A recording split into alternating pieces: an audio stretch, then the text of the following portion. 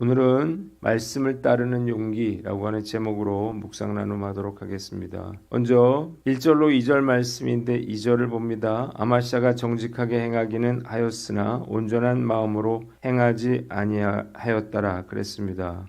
이스라엘 요아스 왕 2년에 남유다 요아스의 아들 아마시아가 25세의 나이에 왕위에 올라서 29년간 나라를 다스렸습니다. 아마시아는 하나님 보시기에 정직하게 행하기는 했지만 다윗만큼은 하지 못하였고 아버지 요아스만큼은 했습니다. 그 역시 산당은 제거하지 못했기에 백성들은 여전히 산당에서 제사를 드리며 분향했습니다. 본문이 우리에게 주는 교훈이 있는데 전심의 사람이 되라 하는 거예요. 아마시아에 대한 하나님의 평가는 두 가지로 나뉩니다. 첫째로 그가 여호와 보시기에 정직히 행하였다는 것과 둘째로 그의 조상 다윗과는 같지 아니하였다는 거예요. 아마시아 역시 그의 아버지 요아스처럼 적당주의 신앙의 한계를 벗어나지 못한 것입니다. 아버지를 죽인 신하들을 처형하는 데 있어서 하나님의 율법에 따랐지만 산당은 제거하지 않고 내버려 두므로 백성들이 여전히 우상 숭배에 빠져 있었기 때문이에요. 아마시아는 히스기야나 요시아와는 달랐습니다. 히스기야의 경우에 역대하 29장 2절에 보면 그 조상 다윗의 모든 행위와 같이 여호와 보시기에 정직히 행하였다라고 하는 평가를 받았고 요시아 역시 역대하 34장 2절에 여호와 보시기에 정직하게 행하였고 그의 조상 다윗의 길로 걸으며 좌우로 치우치지 아니하였다라고 하는 평가를 받았습니다. 아마시아는 처음에는 믿음으로 시작하여 하나님의 축복을 받았지만 나중에는 변질되어 비참한 최후를 맞게 됩니다. 우리 마음에는 세 가지가 있는데요. 무심과 반심과 전심이 있습니다. 무심이라고 하는 것은 아예 하나님을 모르는 삶을 말하고 반심은 두 마음을 품는 것을 말합니다. 그리고 전심은 말 그대로 한 마음으로 주를 섬기는 것입니다.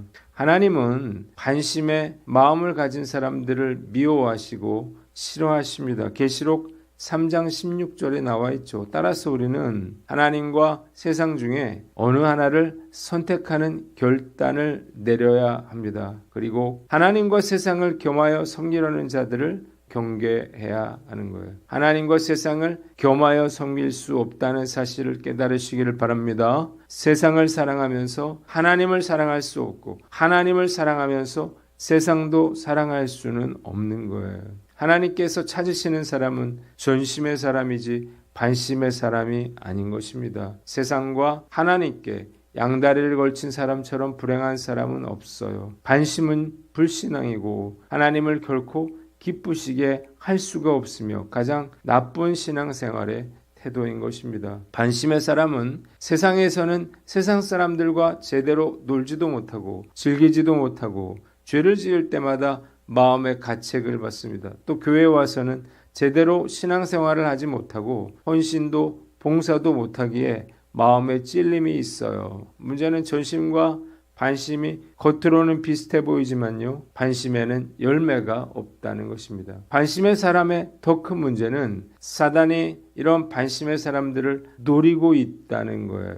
악마는 우리가 주는 작은 기회만 얻어도 기뻐서 날뛴다. 만약 그에게 1cm를 준다면 1kg를 제공받은 것처럼 일을 시작한다. 그리고 금방 1kg를 차지하고 만다. 악마에게 작은 항구를 사용하게 한다면 그는 단시일 내에 한 나라를 점령하고 말 것이다 라고 하는 말이 있는데요. 성경 역사상 반심을 가지고 믿음 생활에 승리한 사람은 없었습니다. 우리의 마음에 틈을 보이면요. 사단은 그 틈으로 들어와서 자신의 거처를 마련하는 거예요. 반심은 전심이 아니에요. 믿음에 있어서 반심은 불순종이에요. 80% 순종하며 사는 사람들은 다른 사람에 비해서 스스로 내가 낫다라고 생각하죠. 그러나 80%의 순종도 반심의 일부인 거예요. 불순종에 가깝다는 사실을 우리는 알아야만 합니다. 저는 이 세상에서 가장 불쌍한 사람이요. 온전한 그리스도의 제자도 아니고 그렇다고 세상에 속한 것도 아닌 사람이라고 생각합니다. 이런 사람들은 교회에 머물러는 있지만 죄와 타협하면서 살기에 하나님의 축복도 기도의 응답도 얻기가 어려워요. 그래서 온전한 그리스도의 제자가 되려고 최선의 노력을 기울여야 하는 거예요. 그래야 온전한 축복을 받을 수 있고 열매를 맺을 수가 있는 것입니다. 다행스럽게도 저는 이만하면 괜찮다고 생각하지는 않아요. 온전히 순종해야 진짜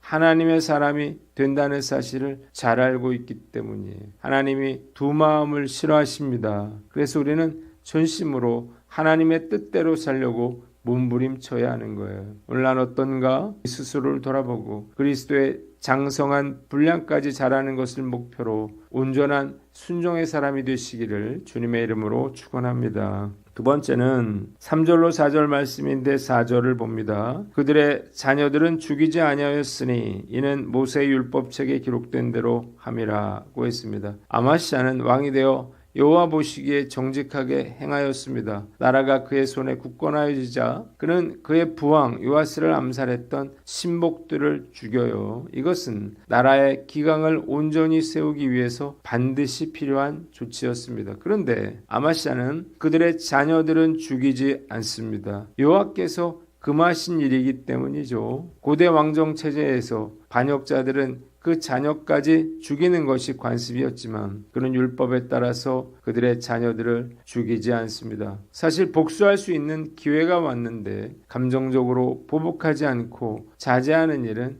쉬운 일이 아니죠. 그러나 아마시아는 이 일을 처리할 때 하나님의 말씀에 근거해서 행동했습니다. 그는 복수의 감정을 누르고 모세의 율법서에 기록된 말씀을 따라 가족들은 살려주었습니다. 본문에 우리에게 주는 교훈이 있는데 사사로운 감정에 휩쓸리지 말아라 하는 거예요. 아마시아처럼 사사로운 감정에 휩쓸리지 말고 원칙에 따라서 일을 처리해야 합니다. 사사로운 감정에 휩쓸리면 정의와 공의를 바로 세울 수가 없고 결국에는 사회의 기강이 무너지게 되는 거예요.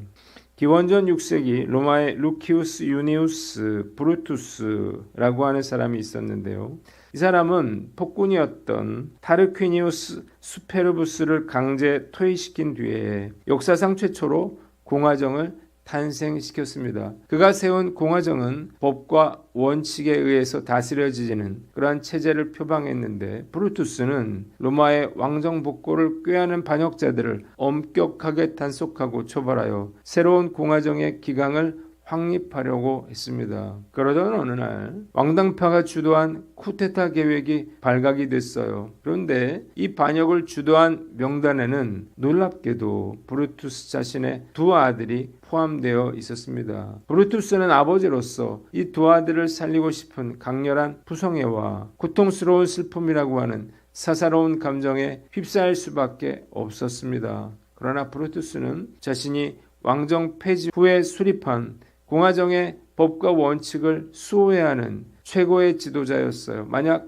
이 아들을 용서한다면 로마의 새로운 체제는 시작부터 정의롭지 못한 사적인 감정에 무너져버리고 공화정은 실패하고 말 것이었습니다. 결국 브루투스는 눈물을 흘리면서 집정관으로서의 공적인 책임과 법의 원칙을 따릅니다. 그는 두 아들을 다른 반역자들과 똑같이 법정에 세웠고 직접 아들들의 처형을 명했습니다. 로마 공화정은 브루투스같이 법치에 근거한 공공 리더십에 의해서 약 450년이나 존속할 수가 있었습니다. 리더이거나 공적인 자리에 있다면 결코 사사로운 감정에 얽매여서는 안 될 것입니다. 철저하게 공과 사를 구별해야만 합니다. 목회자라면 더욱 그러할 것입니다. 말씀 앞에서 저는 어떤지 돌아봅니다. 저는 제 자신에 대해서는 엄격한 편이지만 다른 사람의 부탁에는 마음이 흔들려요. 사사로운 정보다 정의를 앞세우고 사적 관계보다 하나님의 판단을 더 의식해야 할 것입니다. 나는 어떤가 스스로를 돌아보고 공과 사를 잘 분별하여 하나님의 뜻을 실현하고 공의를 구현하는데 최선을 다하는 저와 여러분들 되시기를 바랍니다. 마지막으로 5절로 13절인데 10절 말씀을 봅니다. 아마시아가 에브라임에서 온 군대를 그들의 고향으로 돌아가게 하였더니 그랬습니다. 에돔은 유다에게 있어서 눈의 가시와 같은 존재였습니다. 에서의 후손인 에돔은 유다에게 있어서 원수와 같았어요. 늘 유다를 위협하고 괴롭혔고 틈만 나면 유다의 정권을 흔들어 놓으려고 했기 때문이에요. 게다가 에돔은 완전히 바위로 둘러싸여 있어서 제압하기도 대단히 껄끄러웠습니다. 이에 아마시아는 수건 사업이었던 에돔과의 전쟁을 계획하는데요. 이 전쟁은 여호와께 정직하게 행했던 아마시아에게 하나님이 주신 기회이기도 했습니다. 그런데 아마시아는요, 이 과정에서 큰 실수를 저지릅니다. 에돔을 치기 위해서 30만 명의 군사를 모았는데 그는 이 숫자로는 부족하다라고 생각했어요. 그래서 100달란트라고 하는 큰 돈을 이스라엘에게 주고 용병을 빌려옵니다. 100달란트는요, 지금으로 치면 무려 200억이 넘는 큰 돈이에요. 그런데 한 선지자가 와서 아마시아를 꾸짖습니다. 왜 하나님을 의지해야지 용병을 의지하려고 하느냐는 거예요. 빨리 용병을 돌려보내라고 했습니다. 아마시아가 선지자에게 용병을 돈을 줬는데 그냥 돌려보내면 큰 손해를 보지 않겠느냐고 묻자 선지자는 100달란트 손해보는 것을 아까워하지 말라고 했습니다. 비록 손해를 보더라도 하나님께 순종하면 하나님께서 승리하도록 도와주실 거라는 거예요. 아마시아는 이 선지자의 말에 순종하여 이스라엘 용병들을 그냥 돌려보냅니다. 그러자 용병들은 돌아가면서 유다 마을들을 약탈하고 3,000명의 사람을 죽여요. 이스라엘 용병들이 이런 짓을 한 것은 에돔과의 전쟁에서 얻게 될